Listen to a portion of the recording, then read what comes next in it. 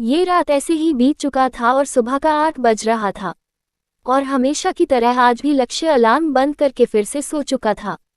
उसकी प्यारी सी बिल्ली जेरी, जो हर सुबह उसकी नासमझी से तंग आ जाती थी, आज भी खेलते खेलते बेड पर चढ़ जाती है और लक्ष्य के चेहरे के पास आकर मियाओ मियाओ करने लगती है, मानो कह रही हो, उठ जाना बाबा, अब और कितनी देर सोएगा। वही लक्ष्य अपनी मीठी नींद में ही जेरी को अपने चेहरे के पास सटा लेता है, जैसे वो कोई टेडी बियर हो, और उसके नर्म नर्म फेस को महसूस करते हुए फिर से सोने लगता है। पर बेचारी जेरी, उसका मासूम सा चेहरा लक्ष्य के गालों में दबी जा रही थी और वो ठीक से सांस भी नहीं ले पा रही थी।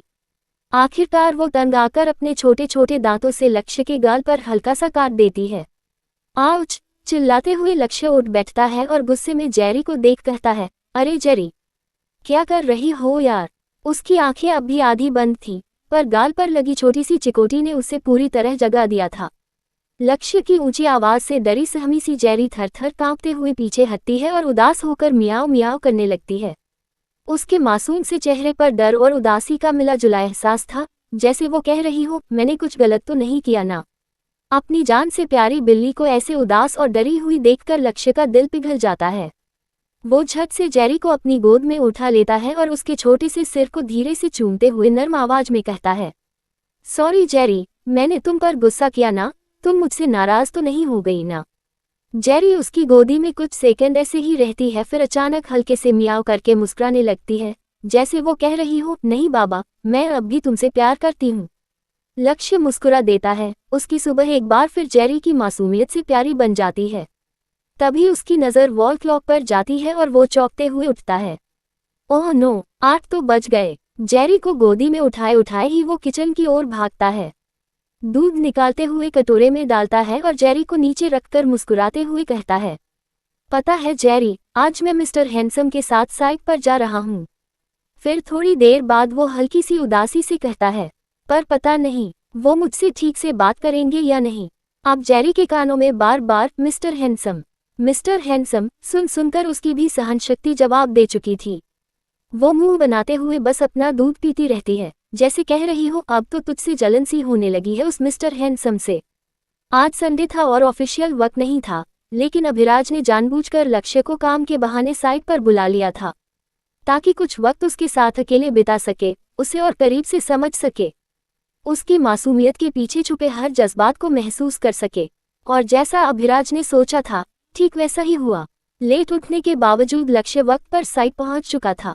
उसे देखकर अभिराज के होठों पर हल्की सी मुस्कान तैर जाती है, एक सुकून सा आ जाता है उसके चेहरे पर।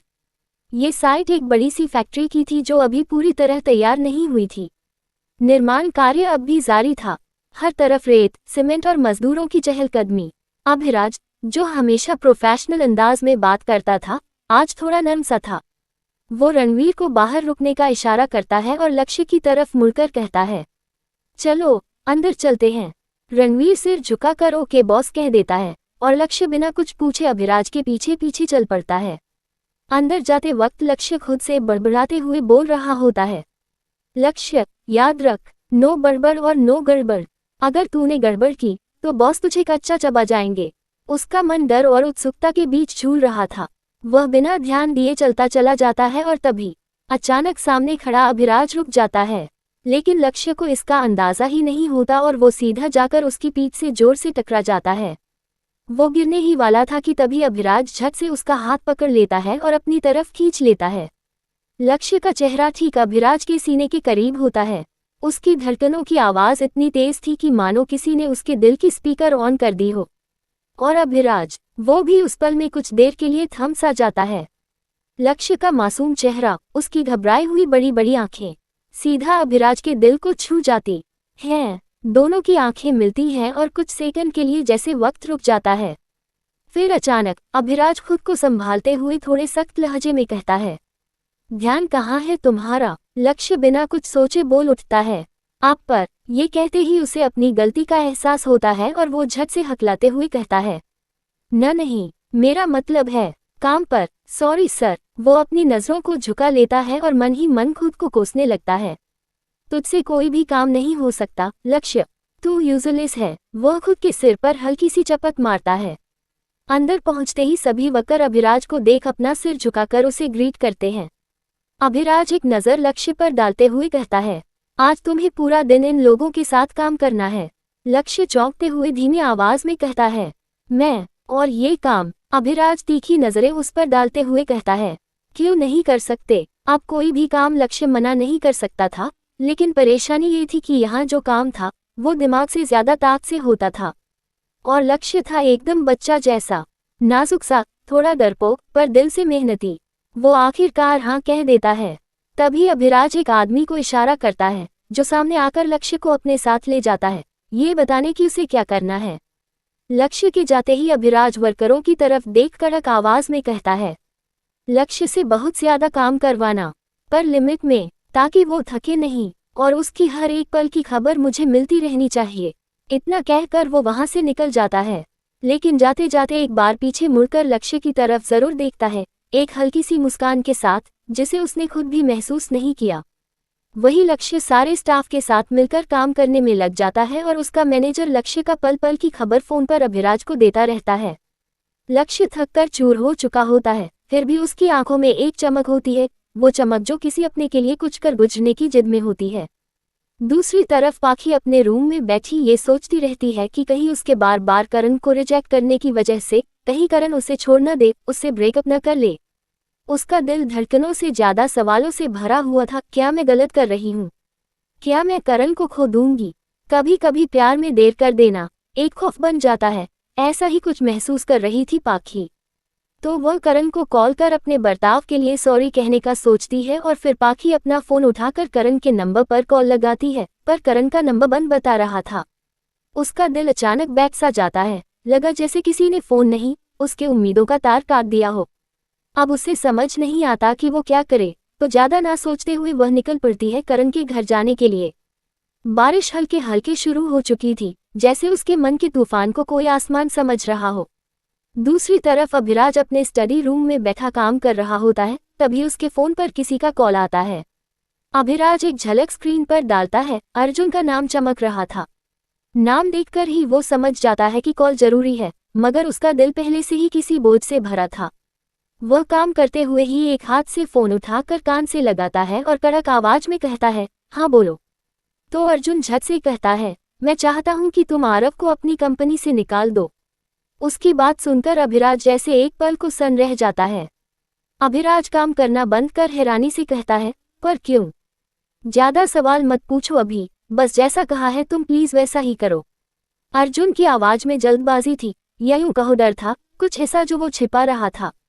पर अभिराज का खून खौलने लगता है और वो गुस्से में अर्जुन से कहता है, पहली बात, कोई अभिराज को ऑर्डर दे, ऐसा हो नहीं सकता। और आखिरी बात, आरव को मैं अपनी कंपनी से नहीं निकालूंगा।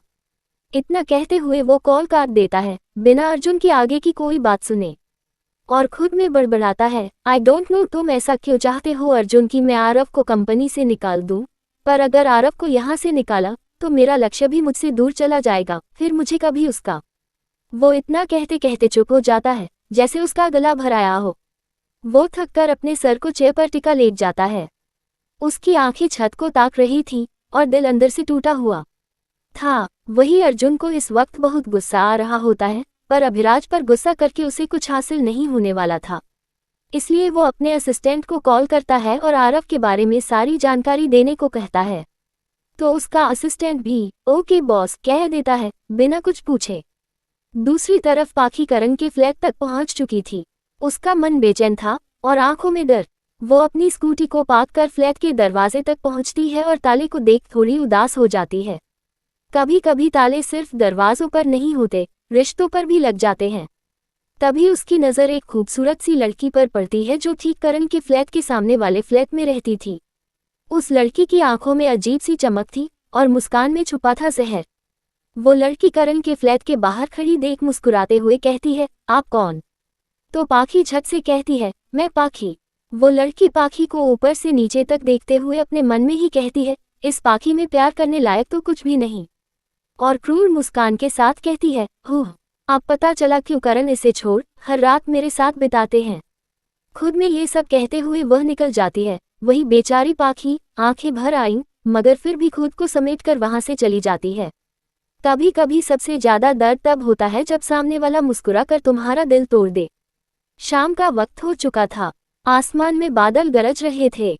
वही लक्ष्य आज पूरे दिन एक मजदूर की तरह काम कर थक चुका था, तो अपनी थकान को दूर करने के लिए वह कुछ देर सारे स्टाफ की नज़रों से दूर जाकर एक टेबल के नीचे लेट जाता है।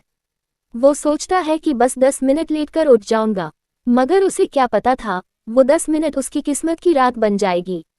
अब इतना तो आप सबको भी पता है लिसनर्स, कि कई बार अगर लक्ष्य लेट जाए और उसे नींद आ जाए तो खुद भगवान भी आकर उसे उठा नहीं सकते।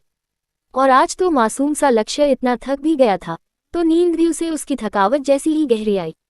वही सारे स्टाफ अब जाने की तैयारी करने लगते हैं, तो एक आदमी आगे आकर कहता है, वो बच्चा लक्ष्य कहाँ है?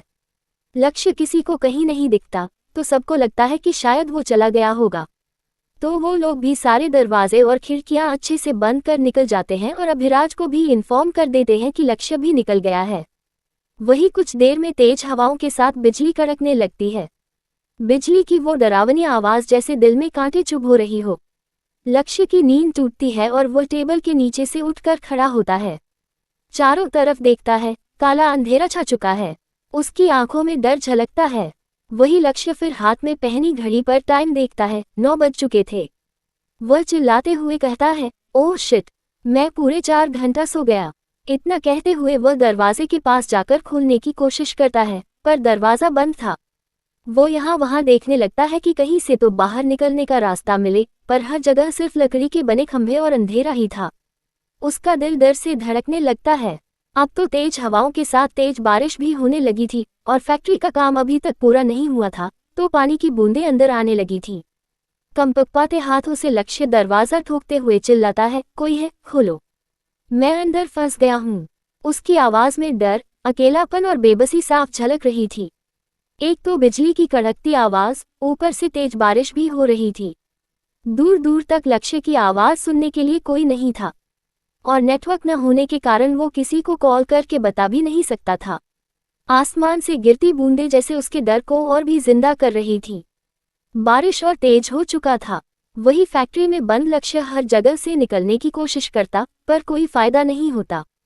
हर तरफ से रास्ता बंद किया गया था, जैसे किसी ने जानबूझकर उसे कैद कर दिया हो। वो बेचैनी से इधर उधर दौड़ता, हाथों से दरवाजों को धकेलता, खिड़कियां खटखटाता, पर कहीं से भी राहत नहीं मिलती। उसके माथे से पानी के साथ पसीना भी बहने लगा था। ठंड में भी उसका शरीर घबराहट से कांप रहा था। आखिर में थक हार कर परेशान हो वो जमीन पर ही बैठ जाता है। उसकी आंखें भारी हो चुकी थी, दिल अंदर से डर और बेबसी से कांप रहा था। तभी अचानक तेज बारिश और हवा के झोंकों के कारण ऊपर टिका हुआ लकड़ी का एक भारी भरकम खंभा धड़ाम से नीचे गिरने लगता है। खंभा ठीक उसके ऊपर गिरने को था कि उसी पल लक्ष्य की नज़र ऊपर जाती है और वह जैसे रिफ्लेक्स में बैठे बैठे हल्का साइड हो जाता है, लेकिन पूरी तरह नहीं बच पाता। वो खंभा सीधा उसके पैर पर गिर जाता है। वो जोर से चीख उठता है। वो दर्द से कराहते हुए अपने पैर को पकड़कर वहीं बैठ जाता है। उसका पैर कट जाता है और वहां से खून बहने लगता है। बारिश उस जख्म पर पड़ती है जो उसे और भी जलाने लगती है। दर्द इतना था कि उसकी आंखों से आंसू खुद ब खुद टपकने लगे थे। उसके होंठ कांप रहे थे, आंखों के आगे अंधेरा सा छाने लगा था। दर्द उसकी रूह तक उतर गया था।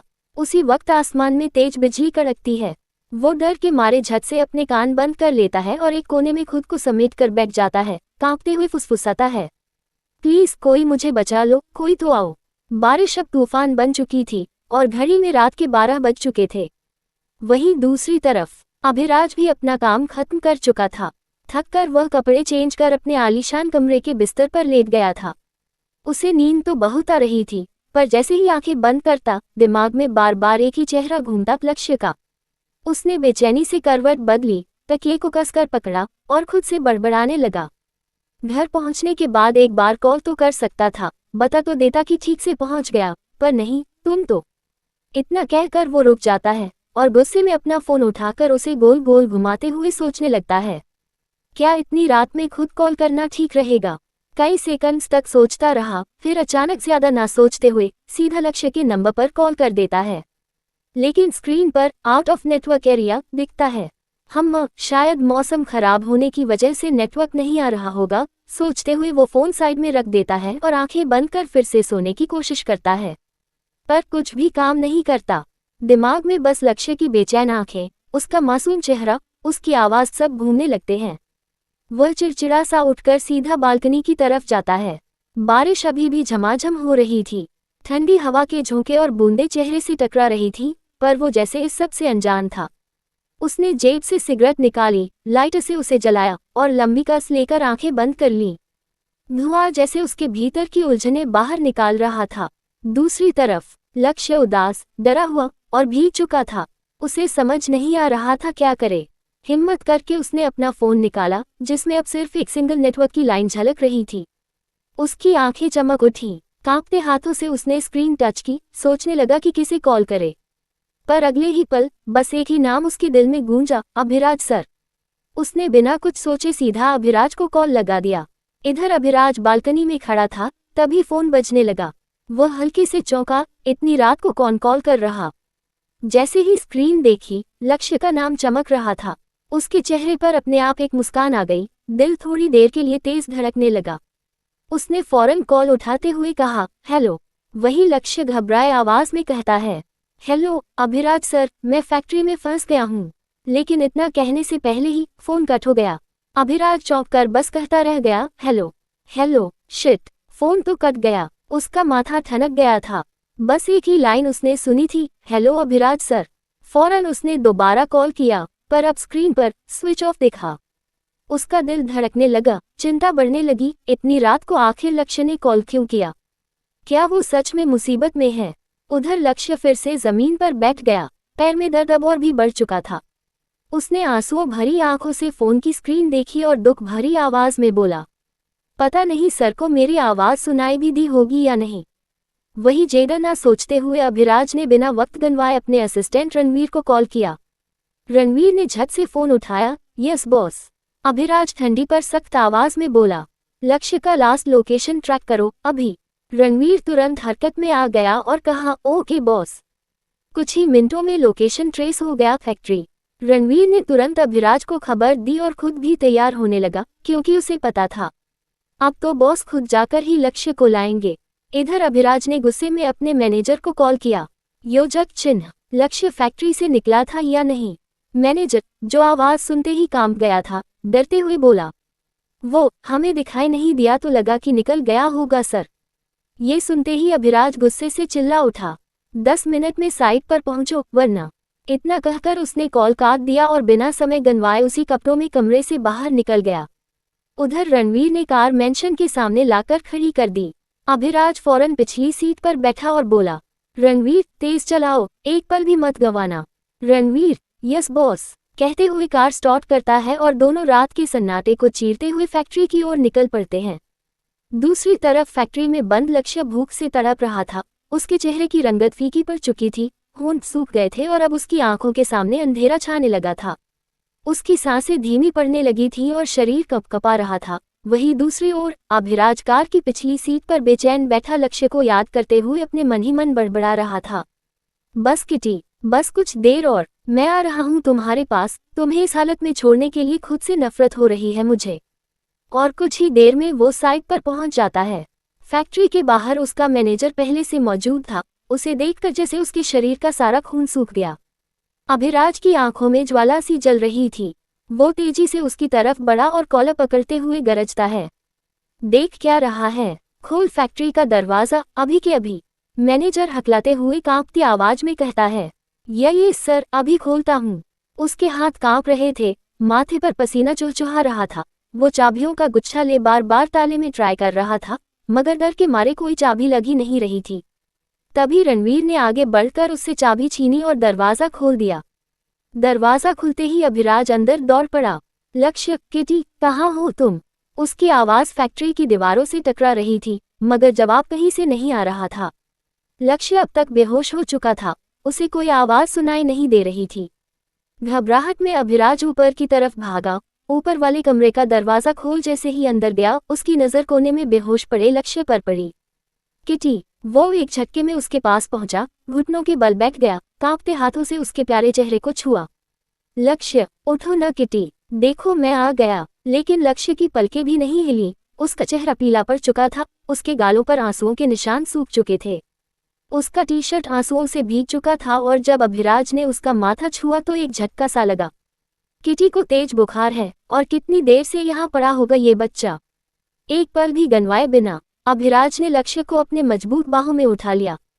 उसके दिल की धड़कनें तेज हो चुकी थी। वह नीचे की ओर भागा और जैसे ही रणवीर सामने आया उसकी ओर कड़कती नजरों से देखकर बोला, कल साइट पर जितने भी लोग काम कर रहे थे उनमें से कोई भी मुझे दोबारा यहाँ दिखना नहीं चाहिए, समझे? रणवीर ने सिर झुकाकर कहा।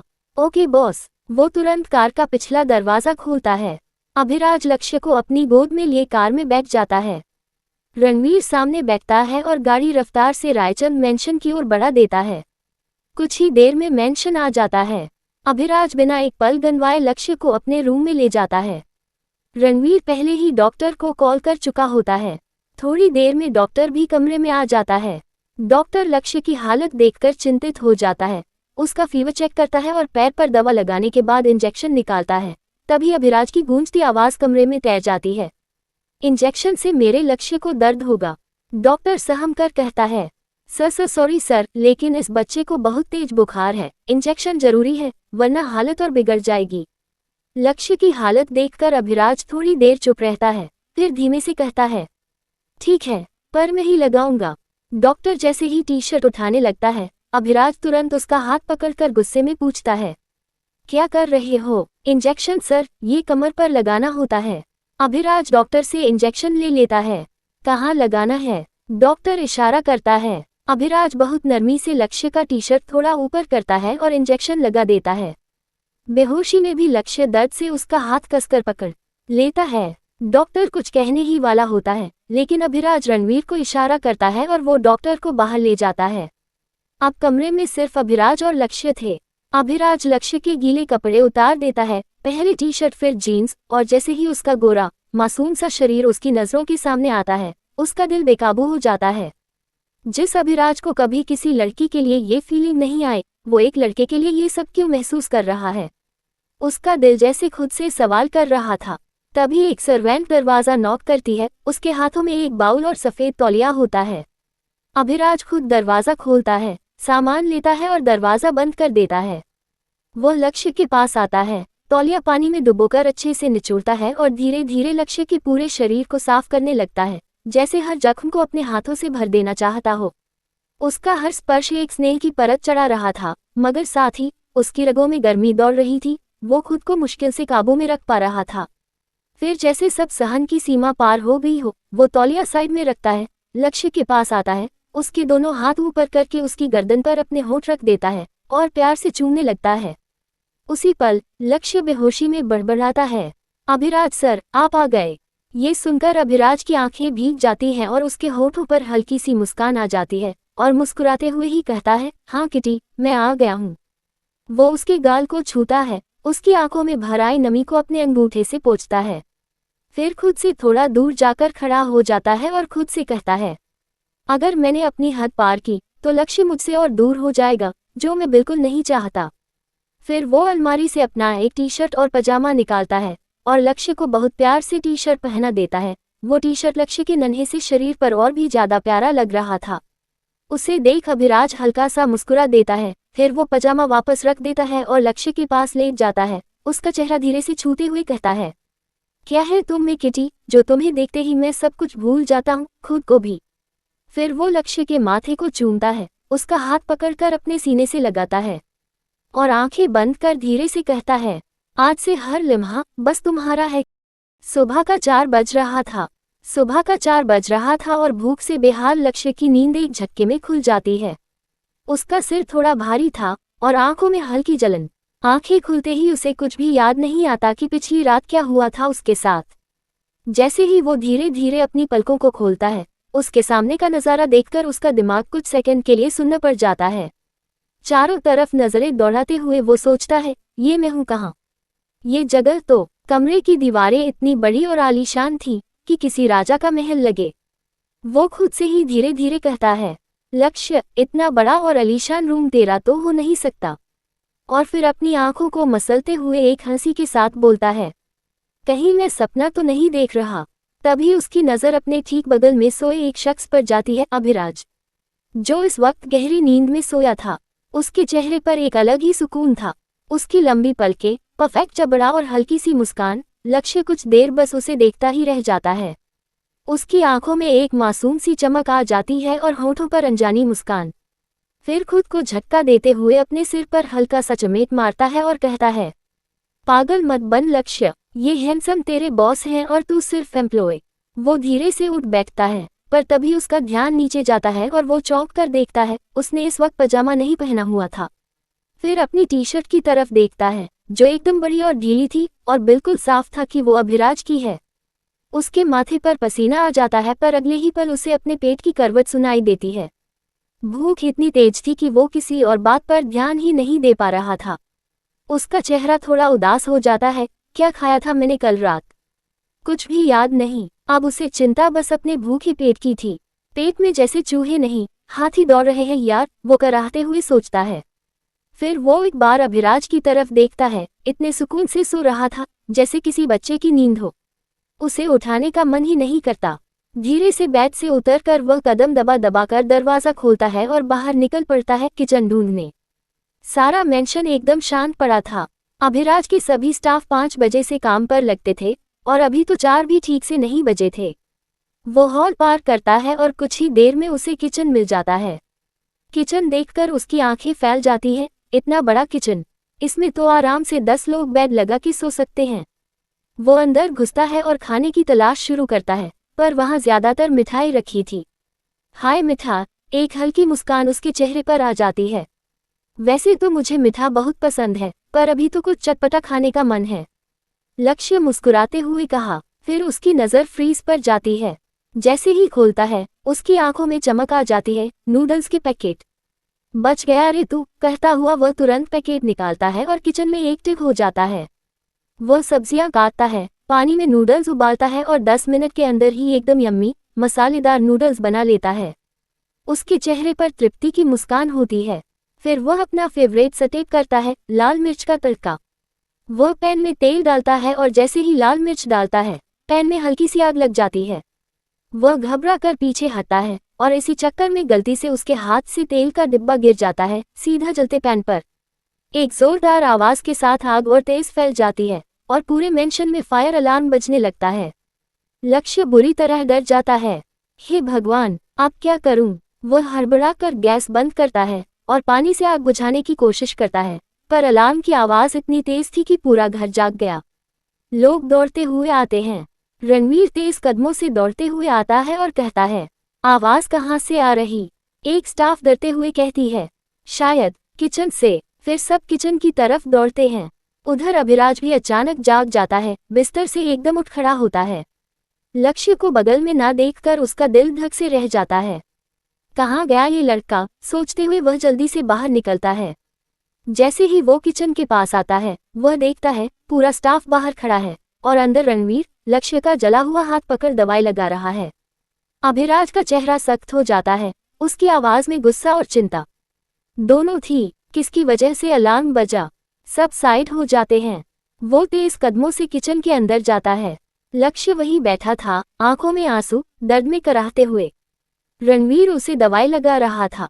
अभिराज का चेहरा एक पल को सख्त था, पर जैसे ही उसने लक्ष्य की हालत देखी उसकी आंखें भर आईं। तभी रणवीर कहता है, लक्ष्य को भूख लगी थी पर अभिराज हाथ के इशारे से उसे चुप करा देता है। 2 मिनट में सब स्टाफ वहां से चले जाते हैं। अब सिर्फ वो दो थे, लक्ष्य और अभिराज। अभिराज आगे बढ़ता है और धीमे से पूछता है, भूख लगी थी तो मुझे उठा देते। लक्ष्य मासूमियत भरी आवाज में कहता है, आप बहुत गहरी नींद में सोए थे, आपको उठाने का मन ही नहीं किया। उसकी ये मासूमियत, वो दर्द भरी आवाज, जैसे अभिराज के दिल को किसी ने छू लिया हो। उसकी आंखों में एक अलग ही सॉफ्टनेस उतर आई थी। फिर वो बिना कुछ बोले चुपचाप लक्ष्य के हाथ से नूडल्स की प्लेट लेता है और उसे देखता है। चलो मेरे साथ कमरे में। लक्ष्य थोड़ी देर उसे देखता है और फिर धीरे से सिर हिला देता है। वो दोनों एक साथ कमरे की ओर चल पड़ते हैं, अभिराज आगे तो लक्ष्य उसके पीछे। बाहर सुबह का सूरज अब धीरे धीरे निकल रहा था, लेकिन इन दोनों के बीच एक नई सुबह पहले ही जन्म ले चुकी थी। रूम के अंदर आकर अभिराज प्लेट को टेबल पर रख देता है और किसी किंग की तरह रॉयल अंदाज में सोफे पर आराम से बैठ जाता है। वहीं लक्ष्य थोड़ी दूरी पर खड़ा मन में उलझा हुआ सोचने लगता है कि वो अभिराज के बगल में जाकर बैठे या नहीं, कहीं वो नाराज न हो जाए। वैसे भी अब उसे समझना लक्ष्य के लिए किसी पहेली को हल करने जैसा हो गया था। वो खुद में ही डूबा, आंखों को झुकाकर खामोश खड़ा था, मानो खुद से ही लड़ाई कर रहा हो। लक्ष्य को यूं चुपचाप खड़ा देख अभिराज एकदम कड़क आवाज में कहता है, जितना मुझे समझने की कोशिश करोगे उतना ही तुम्हारा दिमाग खराब होगा, तो सोचना बंद करो और खाना फिनिश करो। और फिर उसकी तरफ देखकर थोड़ा तंज कसते हुए बोलता है, अगर नहीं आए तो पेट में दौड़ रहा चूहा मर जाएगा। अभिराज की बात सुन लक्ष्य हल्की सी मुस्कान के साथ हाँ कहता है और भागते हुए जाने लगता है, लेकिन जैसे ही उसका पैर फर्श पर पड़ता है, चोटिल हिस्से में दर्द की लहर दौड़ जाती है और वो लड़खड़ाकर सीधे अभिराज की गोद में गिर जाता है। उसकी ये अचानक सी हरकत ने पल भर के लिए दोनों को ही खामोश कर दिया। कुछ सेकंड के लिए वक्त जैसे थम गया था। लक्ष्य अभिराज की गोद में था और दोनों एक दूसरे की आंखों में डूब चुके थे, जैसे सारी दुनिया गायब हो गई थी और बस एक दूसरे की आंखों में उनकी दुनिया बस गई हो। अभिराज के लिए तो वैसे भी लक्ष्य के करीब आना एक चैलेंज जैसा होता जा रहा था, और अब जब वो इस तरह उसके करीब था, वो भी बिना कुछ पहने नीचे, तो उसकी नजरें धीरे धीरे लक्ष्य के गोरे और खुले पैरों की तरफ खींचती चली गईं। वो खुद को रोकने की कोशिश कर रहा था, पर उसके अंदर की भावनाएं जैसे बेकाबू हो रही थीं। लेकिन कुछ पल बाद ही वो वापस अपने सेंस में आता है और लक्ष्य को हल्के से खुद से दूर कर कड़वी सी आवाज में कहता है, तुम्हारा नाम लक्ष्य से हटाकर गिरजा रख देना चाहिए। और फिर ताना मारने वाले टोन में कहता है, जब देखो गिरते पड़ते ही रहते हो। अभिराज का ताना सुन लक्ष्य अपने चेहरे पर पाउट बनाकर मासूमियत से कहता है, जानबूझकर थोड़ी न गिरा, मैं तो बस गलती से गिर गया था। वहीं अभिराज के होठों पर हल्की सी मुस्कान आ जाती है और वो मन में ही कहता है, काश ऐसी गलती तुम पूरी जिंदगी करते रहो। तभी लक्ष्य उसकी तरफ मासूमियत से देख कहता है, सॉरी, मेरी वजह से आपको प्रॉब्लम हुआ। वो मैं गलती से फैक्ट्री में सो गया था और मुझे पता ही नहीं चला कि कब सब मुझे छोड़कर चले गए। लक्ष्य लगातार अपनी सफाई देता जा रहा था और अभिराज बिना एक बार भी पलके झपकाए बस उसे निहारता जा रहा था। उसके मासूम चेहरे, झुकी आंखों और हल्के हकलाते शब्दों में एक ऐसा जादू था जो अभिराज के सख्त दिल को भी अंदर से छू रहा था। तभी लक्ष्य अपनी बात आगे बढ़ाता है, आज ऐसा कुछ होता ही नहीं अगर आपने मुझे उस साइट पर जाने को कहा ही नहीं होता तो। ये सुन अभिराज अपनी आईब्रो उचकाते हुए एकदम कड़क टोन में कहता है, मतलब सारा गलती मेरा है। वही लक्ष्य थोड़ी घबराई सी मुस्कान के साथ हकलाते हुए कहता है, ना नहीं, मैं तो बस। लेकिन लक्ष्य की बात को बीच में ही काटते हुए अभिराज फिर कहता है, मेरा वक्त बर्बाद मत करो और चुप होकर खाना फिनिश करो। उसकी कड़क और गंभीर आवाज सुनकर लक्ष्य झट चुप हो जाता है और चम्मच को हाथ में उठाकर खाना खाने की कोशिश करता है, पर अपने मन में बुदबुदाते हुए कहता है, लक्ष्य अब नो बड़बड़ और नो गड़बड़, शांति से खाना खा, वरना मिस्टर हैंडसम ही तुझे खा जाएंगे।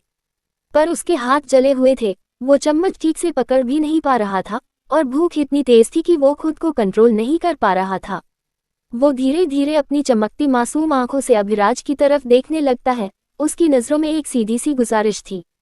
अभिराज उसे ऐसे देखते ही सब कुछ समझ गया था और लक्ष्य के कुछ कहने से पहले ही वो ठंडी आवाज में बोल उठता है, सोचना भी मत कि मैं तुम्हें खिलाने वाला हूँ। पर लक्ष्य भी अब कोई मौका छोड़ने वालों में से नहीं था।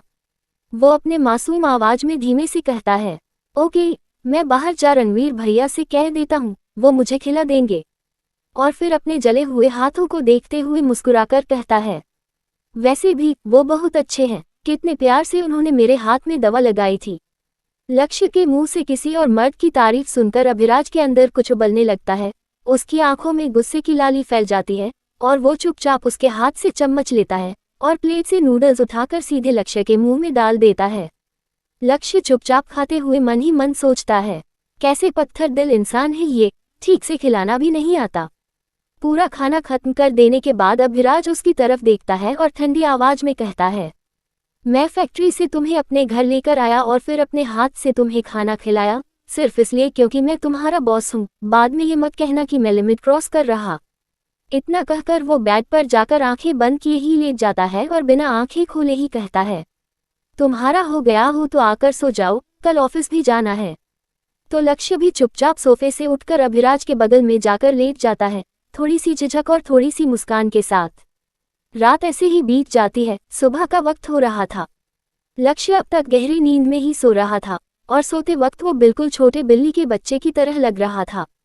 उसका मासूम सा चेहरा और बालों की लट जो उसके माथे पर गिरी हुई थी उसे और भी प्यारा बना रही थी।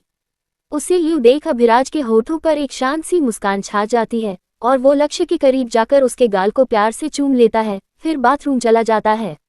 लक्ष्य का फोन भी चार्ज हो चुका था और ठीक 8 बजे उसका अलार्म बजने लगता है। वही लक्ष्य अब भी नींद में ही फोन को ढूंढता है और अलार्म को बंद कर दोबारा तकिए में मुंह छुपाकर सो जाता है।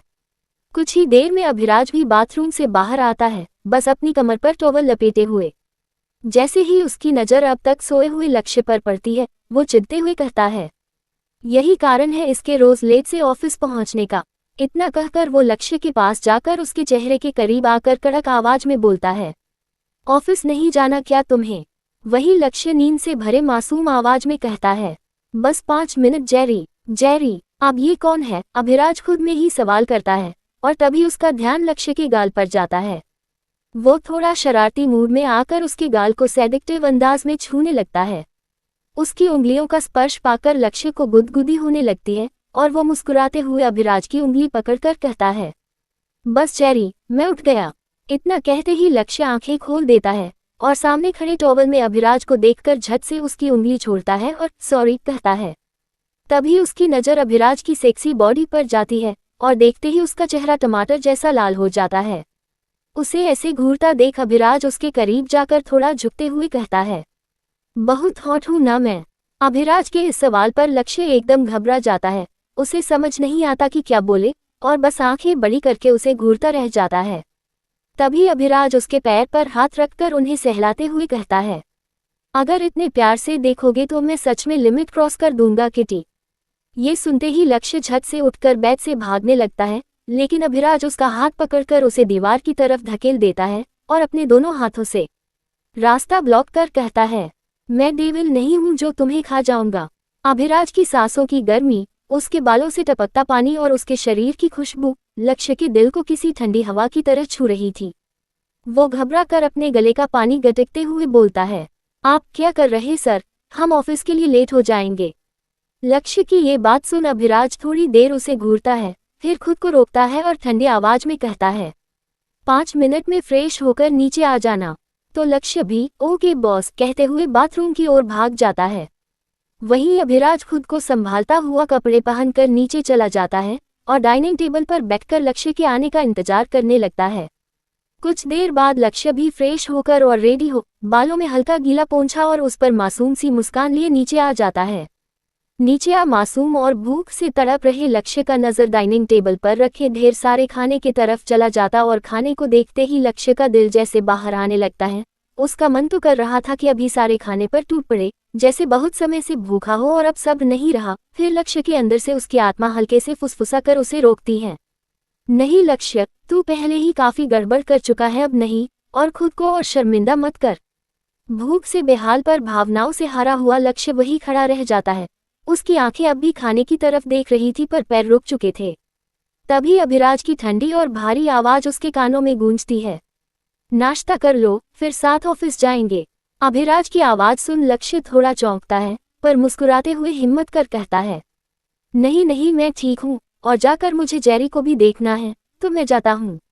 लक्ष्य का जवाब सीधा नहीं था, उसमें एक बचपना था पर साथ ही एक अजीब सी असहजता भी छिपी थी।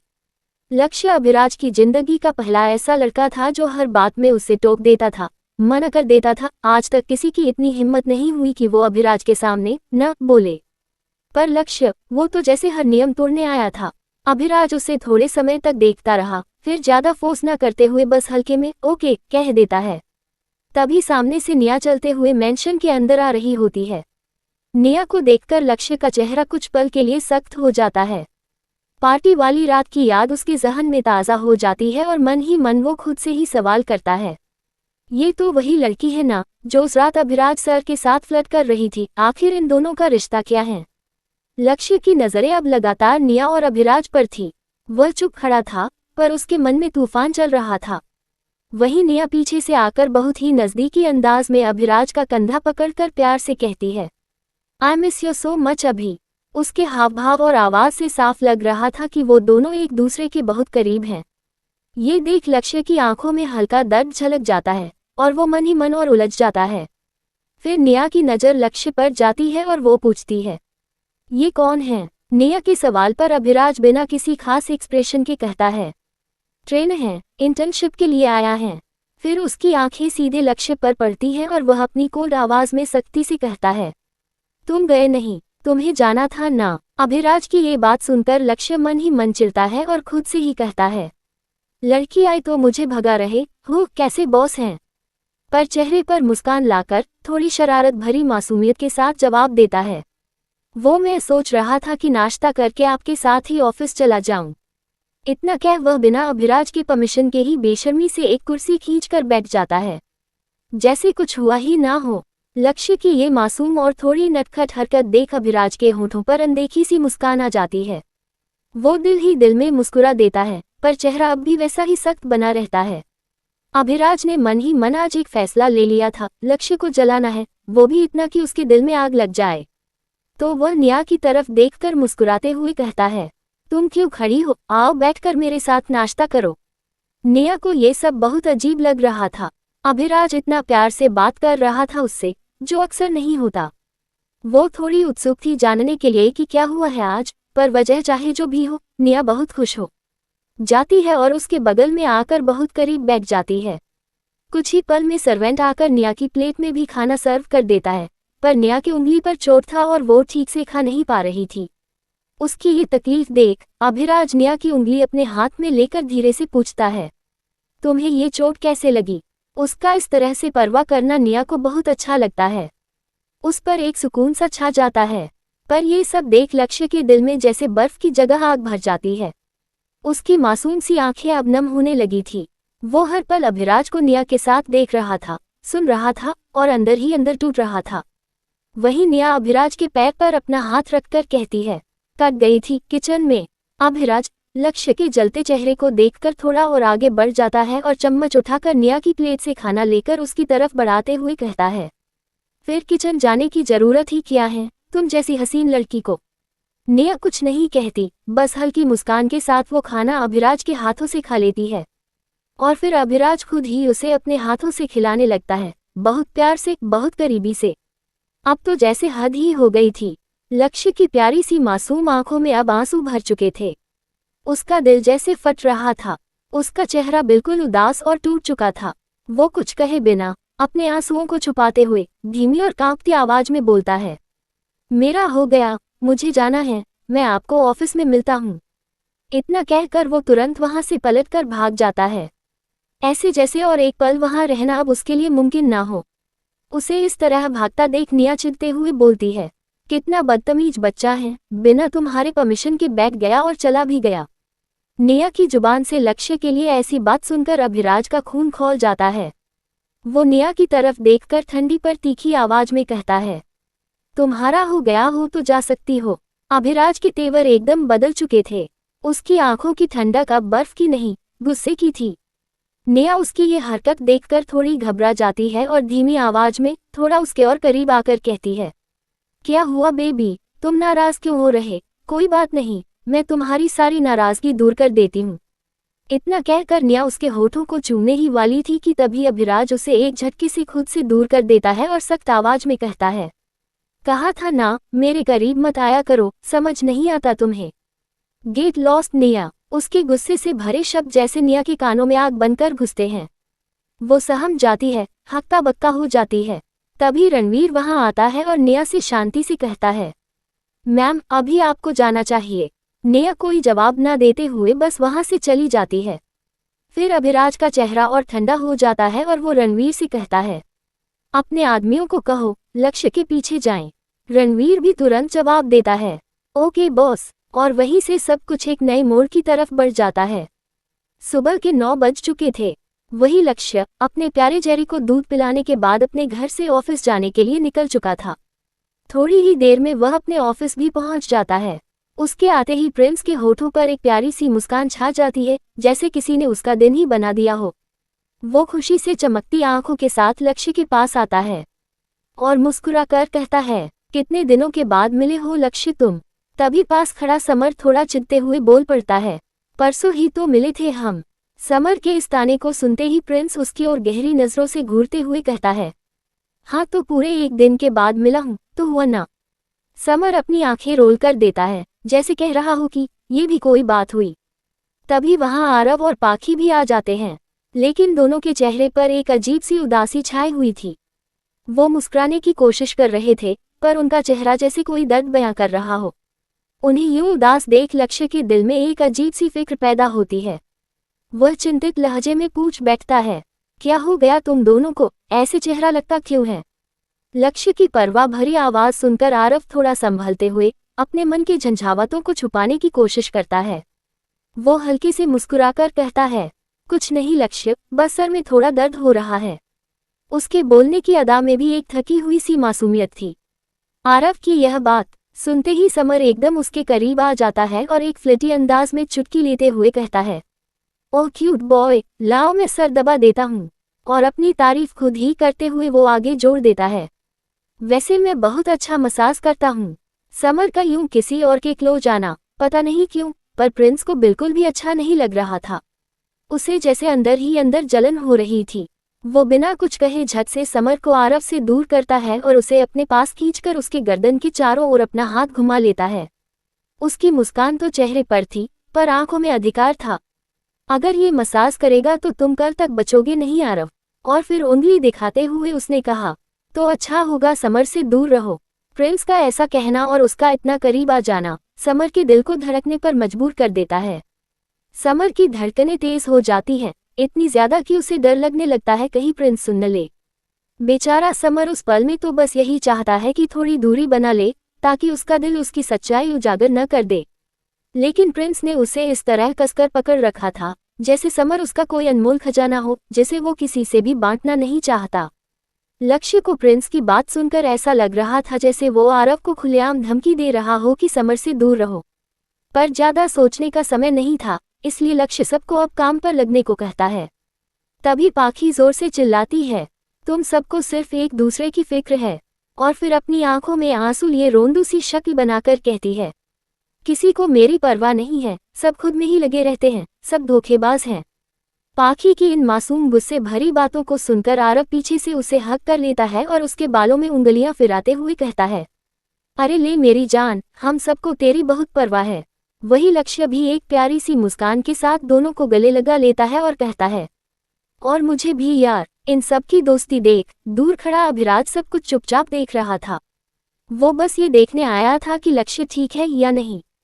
और जब उसने देखा कि लक्ष्य मुस्कुरा रहा है, सबके साथ हंस रहा है, तो उसके दिल को भी एक गहरा सुकून मिल गया। उसने सबका मूड देखकर खुद को बहुत हल्का महसूस किया और बिना कोई डिस्टर्बेंस किए चुपचाप वहां से चला गया। वही पाखी थोड़ा उदास होकर कहती है, तुम दोनों तो हो मेरे साथ, पर करण नहीं है, इसलिए पाखी उदास है। करण का नाम सुनते ही लक्ष्य और आरव दोनों एक दूसरे का चेहरा देखने लगते हैं। उनकी आंखों में चिंता, उलझन और कुछ छिपी हुई बातें थीं। पाखी उनकी खामोशी को देखकर कहती है, पाखी करण से प्यार करती है। पर वो सिर्फ इतना कहकर वो चुप हो जाती है। पर आगे वो क्या कहना चाहती थी, ये लक्ष्य और आरव दोनों ही अच्छे से समझ रहे थे। दोनों के चेहरों पर गंभीरता आ गई थी। फिर ज्यादा बात ना करते हुए सब काम में लग जाते हैं। दूसरी ओर बड़े से आलीशान केबिन में गद्देदार कुर्सी पर बैठा अर्जुन काम में डूबा हुआ था। उसकी आंखें कंप्यूटर स्क्रीन पर दिमाग किसी और ख्याल में खोया हुआ था। तभी दरवाजा नॉक होता है। अर्जुन नजरें उठाते हुए कहता है, कम इन। दरवाजा खोल उसकी असिस्टेंट मुस्कान अंदर आती है। उसका चेहरा बिल्कुल उसके नाम की तरह ही था, हमेशा मुस्कुराता हुआ। वह मॉडल जैसी सुंदर थी और आज भी अपनी प्रोफेशनल सी ड्रेस में किसी फिल्मी सीन का हिस्सा लग रही थी। मुस्कान के चेहरे पर वही आत्मविश्वास झलक रहा था जो अर्जुन को सबसे ज्यादा पसंद था। वह अर्जुन के टेबल पर एक फाइल रखते हुए कहती है, अर्जुन सर, आपने जिस लड़के के बारे में इंफॉर्मेशन मंगवाई थी वो सब आ गया है। अर्जुन मुस्कान की ओर देखते हुए हल्के से मुस्कुराता है और कहता है, मुस्कान, तुम ना हो तो मेरा क्या होगा?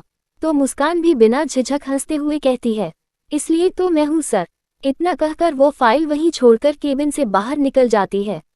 मुस्कान के जाते ही अर्जुन फाइल खोलता है और उस लड़के आरव के बारे में सारी जानकारी पढ़ने लगता है। और जैसे ही उसे उसकी बहन की बीमारी के बारे में पता चलता है, वो थोड़ी देर तक हंसा जाता है।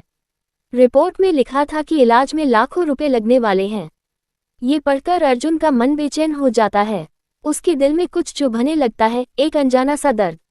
वो और पढ़ नहीं पाता और उसी वक्त उस अस्पताल में कॉल करता है जहां आरव की बहन भर्ती थी। उस हॉस्पिटल में अर्जुन का एक पुराना दोस्त डॉक्टर था, तो उसे बिना देर किए उसकी बहन की हेल्थ अपडेट्स लेने की जरूरत महसूस होती है। फोन पर उसकी आवाज में वही सख्ती थी, लेकिन इस बार उसमें चिंता भी शामिल थी। मुझे जानना है उस लड़की का हाल जो आईसीयू में भर्ती है। नाम है श्रेया, अर्जुन ने डॉक्टर से कहा। फोन के दूसरी तरफ से जैसे ही डिटेल्स आती हैं, अर्जुन की आंखें भरने लगती हैं और अब एक अजनबी लड़के की तकलीफ भी उसकी सोच से बाहर नहीं